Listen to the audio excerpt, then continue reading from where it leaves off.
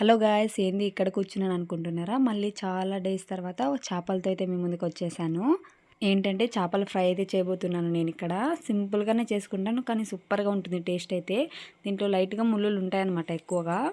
Just ఏం లేదు, ఫ్రెష్గా కడుక్కొని చేపలకైతే ఉప్పు కారం పసుపు వేసి బాగా కలుపుకోవాలన్నమాట. కలుపుకున్న తర్వాత కొంచెం ఫిష్ ఫ్రైది మసాలా కూడా వేస్తాను అనమాట. మసాలా కూడా వేసి అండ్ నాన్ వెజ్కి ప్రతి కబాబ్కి వేసేదనమాట. ఈ పౌడర్ అయితే నేను తెప్పించాను, అదైతే వేసేదాను అనమాట. రెడ్గా ఫుల్ ఎలా ఉంది చూడండి, చూస్తుంటేనే టెంప్టింగ్గా ఉంది కదా. ఇంకా నేనైతే 4 అవర్స్ వరకు బాగా నానబెట్టాను అనమాట ఫ్రిడ్జ్లో అయితే. ఇంకా నానబెట్టుకొని వేడి ఆయిల్లో వేసాను అనమాట. చూడండి ఎంత టెంప్టింగ్గా ఉందో. ఇంకా ఫ్రై అయితే బాగా క్రిస్పీగా వచ్చాయన్నమాట. ఇలా కరివేపాకు కూడా వేసుకుని నడుంగల ఫ్రెష్గా సూపర్గా ఉంటుంది టేస్ట్ అయితే.